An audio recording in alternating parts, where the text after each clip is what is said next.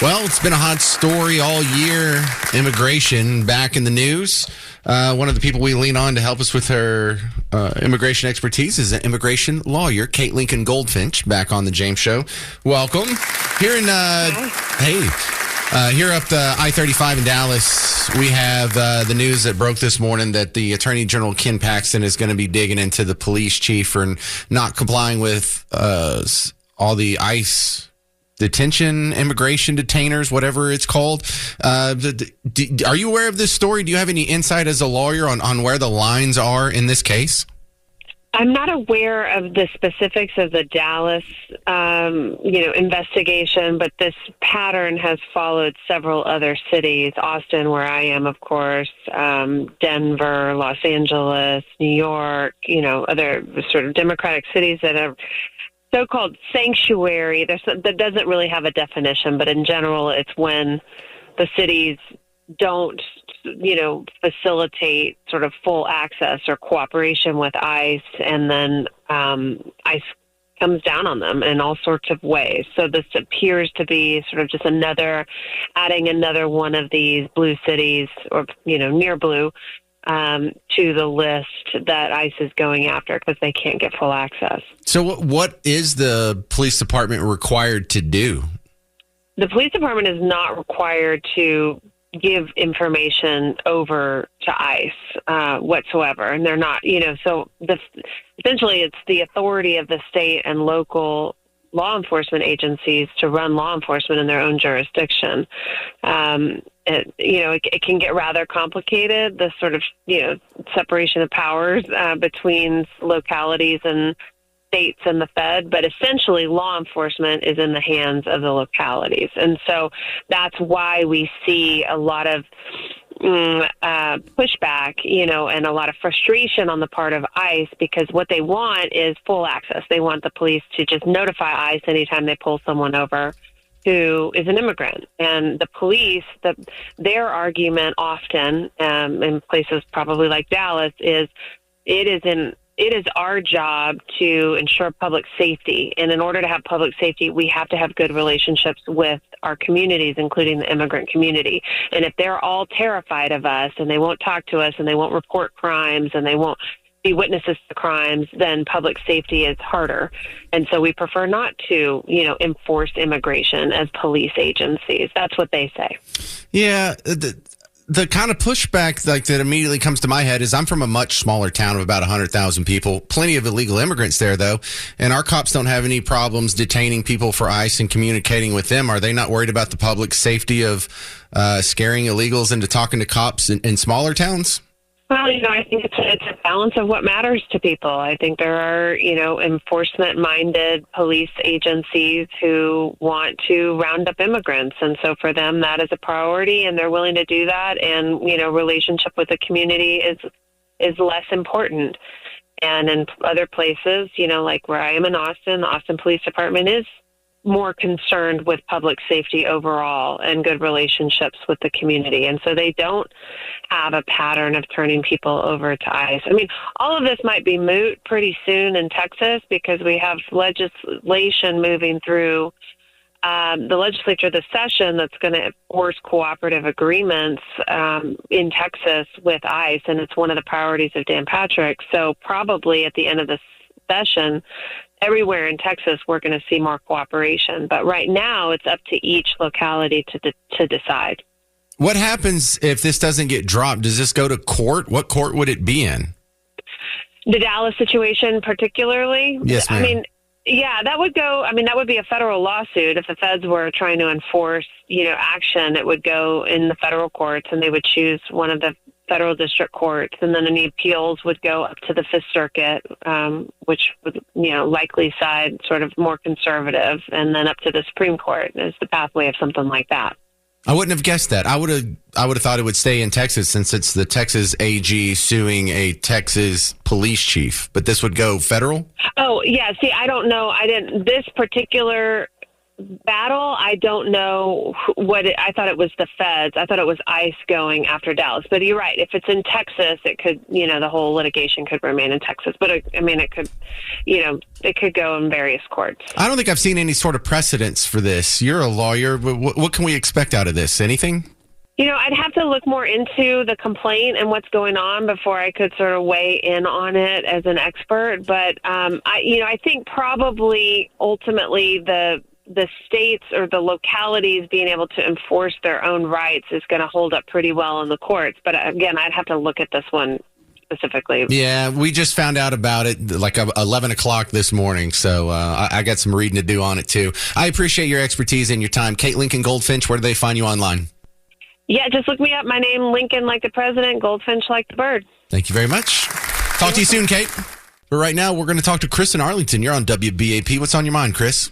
Hey, James. I have 20 years of law enforcement experience I retired from. I worked in a county agency outside New York City, and I can tell you, ICE was a blessing to us, and we had nothing but utmost respect for those guys. We kept them informed in our jail system all the time, and we solved a lot of crimes just based on getting the fingerprint photograph information into a database. I cannot believe what I'm seeing down here with these interim chiefs of police saying they want to police the community easier. It doesn't work like that. I don't know where this guy's getting his information from. Well, that's the logical juxtaposition, or not juxtaposition. What's it called? Cognitive dissonance or whatever. Because obviously the explanation of, well, we've got to have a good relationship with the community, and if we actually enforce our immigration laws, then that'll cause problems within the illegal immigrant community. Okay, there's like 20,000 cities or municipalities in Texas, and 4 of them see it that way, and the other 19,996 see it the other way. They can't all be wrong, and you're right. Well, I'll give you MS-13s. They terrorize their own people, for example, and they prey upon them. That's how they get their movements in order here. Well, I've never seen anything like this. They didn't start doing that when you were working, when you were up there by New York City? That's a very interesting point, because in our juvenile bureau, what we started to do is we started to talk to the juveniles and get information, put their stuff in a database, and we had to have a meeting with some of the principals, school officials, and the judge. And we went in and we pointed. We said, "You see this graffiti?" And they said, "That's not our town." And we dropped back with the photographs, and I said, "You're going to tell me that building's not in your town? That's at the corner of such and such and whatever." They're like, "Oh." I said, "Those are tags. Those are gang tags symbolizing their turf. You have a gang problem. You're just ignoring it." And they were shocked. Well, I hope this does something about it. All it takes is 1 or 2 of these guys getting a new pair of bracelets on, and I think all these other sanctuary city guys will straighten up real quick. Or even better, if there is a bad law, one of the good ways to get rid of bad laws is to enforce them vigorously. If it really is unjust, then we will all have the motivation to go repeal it. If it really is a bad law, if it's a bad law, repeal it. If it's a good law, then enforce it. But don't have this middle ground where it's not so bad it's going to get repealed, but we're just not going to follow the rules, because then you don't have the rule of law. Then you have the rule of man. And that's kind of what we're trying to avoid with this whole republic experiment. All right, as if life isn't backward enough in present day America, we now have Democrats who are asking for a government shutdown. Aren't they usually the people who don't want the government to shut down? And I'm just totally perplexed on this one, because the continuing resolution is continuing the spending that was set forth before Trump was president. So this isn't even Trump's agenda. I don't understand why the Republicans are for this either. This isn't Trump's agenda. This is the continuation of Biden's agenda. So I don't know why the Democrats are against it. I don't know why the Republicans are for it. It makes no sense either way. But now, here we are. We have Jasmine Crockett hoping for a shutdown. Wait. I thought shutting down the government's what y'all are trying to prevent. Here. In my opinion, if we're shut down, you can't be fired. And what does that mean? It does mean that people will not be paid, but it does mean that they will get their back pay. So hopefully we can stop some of the bleeding. We just saw that the Department of Education laid off 50% of their workforce. So I don't really understand why anybody would say, "Oh, we got to take the high road. Listen, he is decimating the federal government, and you're talking about whether or not we're going to keep the doors open. He literally is shutting down departments anyway. Yeah, and there was the comment earlier. You're right, Smacker on YouTube. Decimation is only cutting 10%. I hope he cuts more than 10%. He's decimating. I hope he does way more than that. We need way more than 10% of it cut. We need about 40% of it cut just to balance the damn budget for 1 year. So decimating's not enough. You say that like it's a bad thing. Oh my goodness, we'll never recover from this. He's decimating. Come on now. Come on. I don't understand. We have Democrats that want to shut down. We have Republicans that are fighting to keep Biden's spending regime going for another, 10 months, 9 months, 8 months, whatever it is, into September, whatever that comes out to. And we have the Democrats fighting him. Democrats, why are you fighting Republicans who want to continue Biden's spending plan? Republicans, why do you want to continue Biden's spending plan? I have no idea what's going on outside of this room. I don't even know what's going on in Garrett's room. I don't know what's going on in Kimberly's room. I have no idea. I have no clue. I do not understand how some of these people in D.C. are acting in 2025. I know that when I go downstairs and I walk out this building and I hang out with regular people, I understand all of that. Just fighting for a government shutdown. Yeah, that'll save their jobs. Call their bluff. Shut that sucker down. 800-288-9227. 800-288-9227. I agree with Jasmine Crockett today, though. Write that down in history. What do you do if a kid's putting on weight? How do you talk to them about it without giving them body issues or giving them some sort of eating disorder or making them hate you or having to go to therapy in 15 years to rationalize this out? Well, let's ask an expert. Kelly Shoup's on the James Show. Welcome I think this is your first appearance on the James Show. Give me a little bit of your background on why you know so much about parenting and why we should listen to you, Kelly. Well, so I am a parent myself. I've got a 20-year-old, 18-year-old, and 15-year-old, and then have been doing pediatric occupational therapy for 25 years. So, wait. Did you say pediatric occupational therapy? Yes. So you're doing therapy for children with jobs? Occupation means anything valuable or meaningful. Oh, it sounds like they're getting hurt on the job, and I don't know if I know underage coal miners really, I didn't know about. Okay. Yeah, it's not a great word. I told my professors in OT school that I was like, this is a bad word because that's exactly what people think. I'm not helping them get a job. I'm not talking to them about resumes. I'm helping them get independent and help with any limitations or weaknesses that they have in doing the job of being a kid. All right, great. Well, sometimes I need the explanation, Kelly. So let's go ahead and jump into it. This is a really sensitive subject here. How do you talk to kids about weight? It's tricky for sure, and the best way to do it is to start from the very beginning and talk about it in a very neutral way. So food's never bad or good. We talk about being fit. We talk about being healthy. We don't talk fat, skinny, big, large, scrawny, words like that. We just try to have a healthy fit wording. Well, at what point do you even know that if you need to talk to them? Like you have a kid who's not just, they don't have like a six-pack abs. Maybe they got a little bit of a belly. Do you even say anything at that point? Or when do you intervene and start making this a subject? Well, a lot of times kids will bring it to you. And the article was discussing that, as young as 7.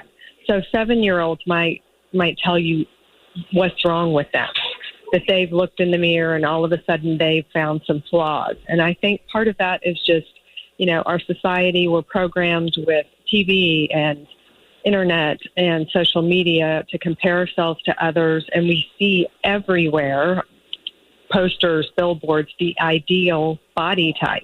But most of us don't have that ideal photoshopped body. But some kids from a very early age get very focused on it and what's wrong with them. And then we have kids at school who are harsh and mean and can, through phones and through iPads, be cyber bullies and say terrible things to kids while hiding behind a screen. So that adds to it. You deal with people after oftentimes they've already developed some of these issues. What does cause young kids to grow up to be people with eating disorders or body image issues? Well, I think it starts a lot with parents who override their child's voice at dinner time when the child says, I'm full. So God made our bodies to give us signals of when we're satiated, when we are full. And parents unintentionally will often say, you're not done, keep eating. Ooh, I do say that. You should limit that. Well, because what you're doing is the child wants to please their parent. They realize, okay, this is my dad. I've got to do what he says. He feeds me. He clothes me. I live here. So they want to please you. So they will override what their body is telling them. But if they keep overriding what their body is telling them, then when they're, 10 or 12 and you've stopped saying, clean your plate, they will just keep eating.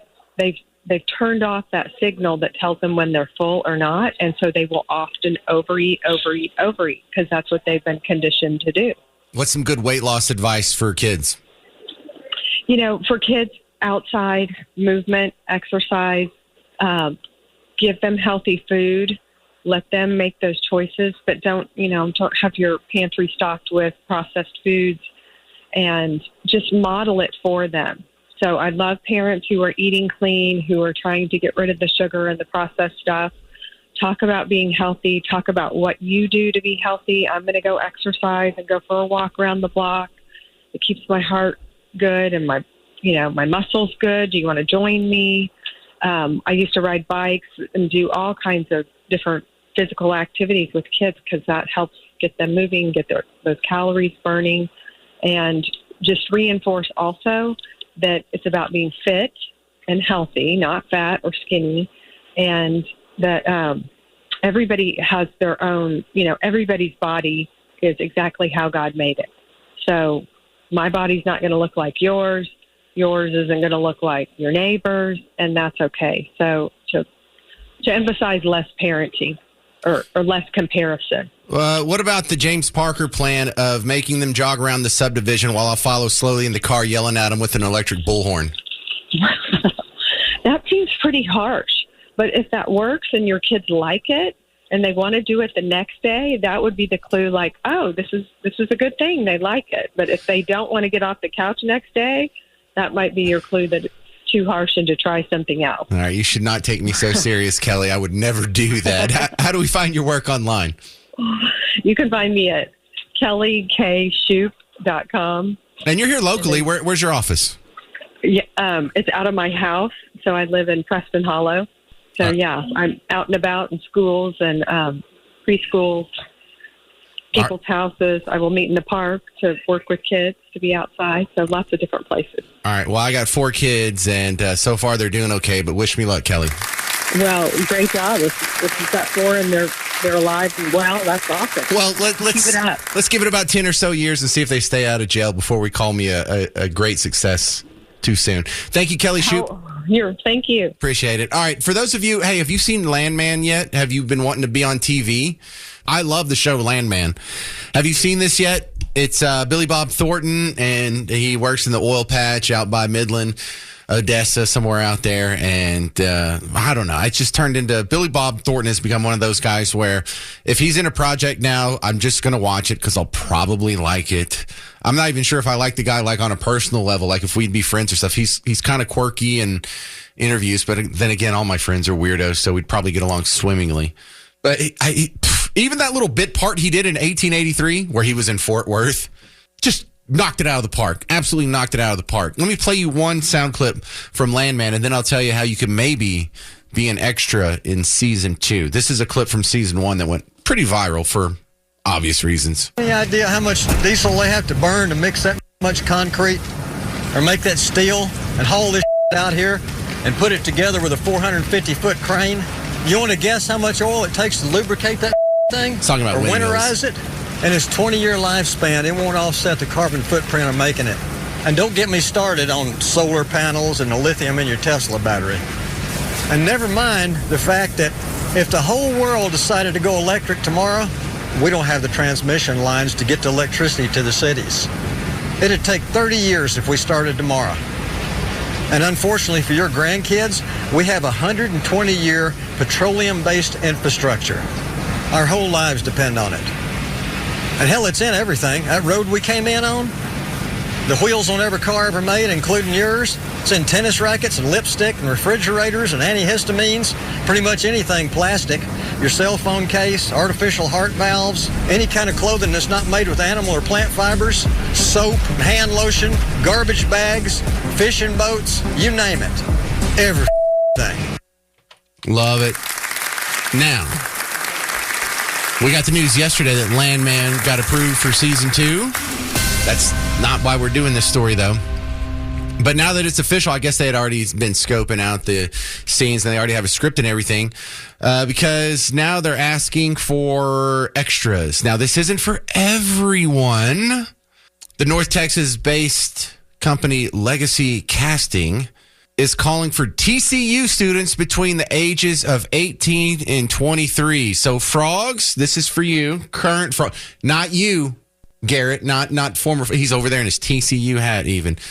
Give yourself 3 points for repping your school. I don't even own an ETBU hat. That cracks me up. So if you're between 18 and 23 and you are interested in being an extra in the Landman series, sounds awesome. Ideally, they'd want you to bring a backpack or wear TCU clothing or colors, but you can be an extra on campus. You need to contact Legacy Casting. There's an article here on WFAA that has the link to it. So go check that out. I don't have the time to do this viral video, do I? Well, I'll start the show with it tomorrow. Hey, final announcement before we get out of here. The next James Show listener meetup is going to be Tuesday, March 25th, 7 p.m., Plano Sports Tavern. It's the corner of Parker and Custer in Plano. If you need more directions, ask your phone. Your phone knows. Don't bother me. But I do have a question. What do you want for entertainment? Do you want entertainment? We could do a trivia night. We could do a pool tournament. We could do a comedy show. We could do live music. We could do karaoke. Just let me know. James@WBAP.com. Send me a message on Facebook or YouTube or wherever. I'll get it. We'll turn it around. And I'll see you in just about 2 weeks. Plano Sports Tavern. All right, that's going to do it for the show. Mark Levin's up next. I'm James Parker. It's News Talk 820 WBAP, now on FM at 93.3.